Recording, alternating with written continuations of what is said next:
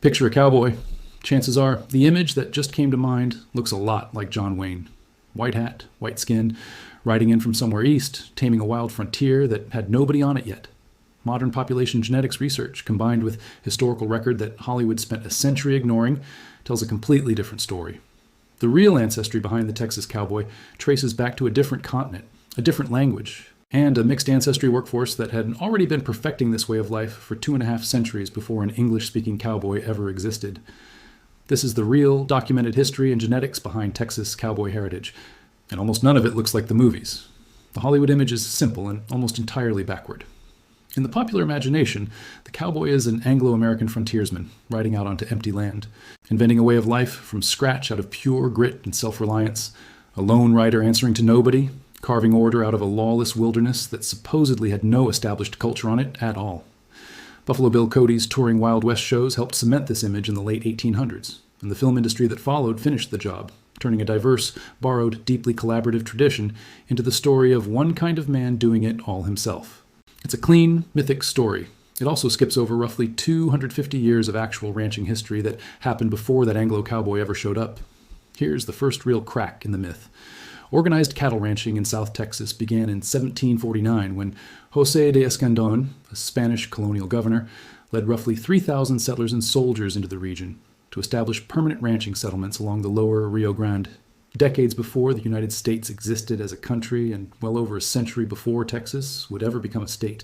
The workers who actually built this ranching economy, who bred the cattle, broke the horses, and developed nearly every technique still used on a modern ranch today, were vaqueros, a workforce made up overwhelmingly of mestizos, people of mixed Spanish and indigenous Mesoamerican ancestry, alongside American Indian, African, and mulatto laborers working under the rigid, race-based Spanish colonial caste system that determined nearly every aspect of a person's social standing at the time. According to historians who've studied the earliest cattle drives in the region, roughly 1 in 5 of these founding ranch workers was of African descent, laboring alongside indigenous and mestizo vaqueros nearly a century before the word cowboy had any meaning in English at all. Here's the deeper layer that matters just as much as who these workers were. Nearly every skill, tool, and technique that later became symbolic of the American cowboy came directly from this vaquero tradition. Braiding rope from rawhide, building a specialized saddle, roping and breaking wild horses using a set of methods refined over generations, passed down as trade knowledge from one vaquero family to the next. Even the language gives away the real origin story, and it's not subtle once you actually look for it. Lasso comes directly from the Spanish word lazo, meaning rope or snare. Buckaroo is simply an English mispronunciation of vaquero itself, filtered through generations of Anglo settlers who couldn't quite reproduce the original Spanish. Ranch comes from rancho. Rodeo comes from rodear, meaning to surround or round up. Chaps comes from chaparreras, the leg coverings vaqueros invented to survive, riding through the thorny chaparral brushland of South Texas. An entire working vocabulary, borrowed wholesale, word for word, because there was no equivalent English tradition to borrow from instead. No separate Anglo-ranching culture that developed these tools independently. Picture South Texas in the early 1800s, decades before Texas independence, decades before any large-scale Anglo settlement. Sprawling cattle ranches stretching across brush country, run almost entirely by vaquero families, who had been doing this work generation after generation, since before the United States existed as a country, whole family lines that had never known any other way of life, their children learning to rope and ride almost as soon as they could walk. Then, starting in the 1820s, Anglo settlers began arriving in growing numbers, drawn by cheap land and the promise of a fresh start in what was then still Mexican territory. Many who took over or purchased existing ranches kept the vaquero workforce in place, because these were the only people who actually knew how to run a cattle operation on this specific, unforgiving land that punished anyone who tried to learn its rhythms from a book instead of from someone who already knew them. Vaqueros didn't just keep working. They trained the newcomers, teaching Anglo settlers the exact techniques, tools, and vocabulary that would later get rebranded in popular memory as uniquely American. This is the twist that flips the entire Hollywood narrative on its head. The Anglo-American cowboy wasn't the origin of this culture. He was the last person to join it, learning an already mature tradition from the people who'd built it, then, through Wild West shows, dime novels, and eventually the film industry, becoming the face of a story that had never actually started with him. The African-American side of this history followed its own difficult, distinct path into the same profession. During the Civil War, with many Texas ranch owners away fighting, enslaved black workers frequently ran entire cattle operations in their owners' absence.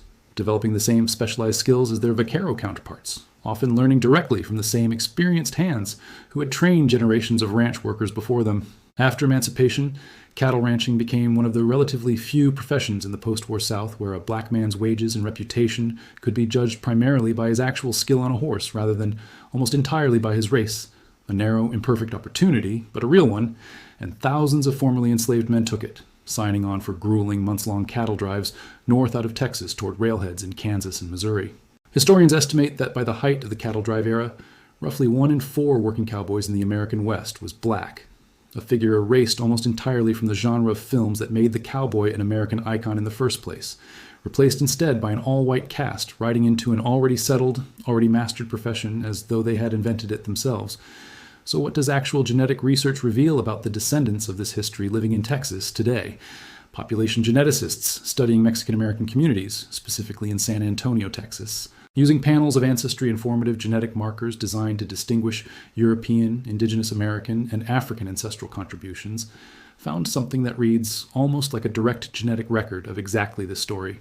Individual studies found ancestry proportions in the range of roughly 50 to 59% European, 38 to 46% Indigenous American, and around 3% West African, figures that vary meaningfully from person to person and family to family, but that consistently reflect the same three-way blend the historical record already describes. Interestingly, researchers also found real measurable differences in these proportions between different Mexican-American communities sampled just miles apart within the same city, a reminder that even within one Texas metro area, family history has shaped genetic ancestry in genuinely distinct ways. Broader genetic studies of Mexican and Mexican-American populations across the wider region show the same underlying pattern. Spanish-European ancestry layered directly on top of deep Indigenous American roots, with African ancestry threaded through as a smaller but real, measurable, and historically explainable component, showing up more strongly in some regions than others depending on the specific colonial-era economic history of that area. So, if your family has deep Texas ranching roots, here's what the actual history and the actual genetics agree on. The real Wild West heritage wasn't built by one group riding in to civilize an empty frontier.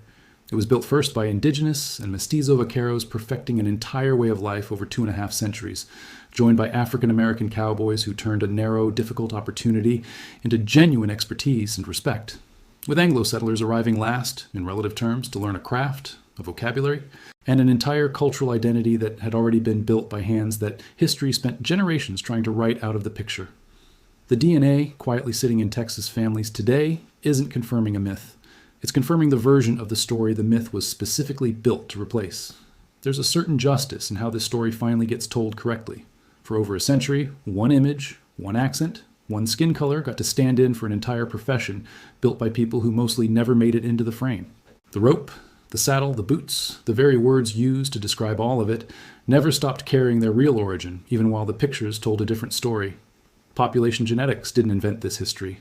It simply gave modern Texans a way to see, written directly into their own cells, what the historical record had been quietly insisting on the entire time.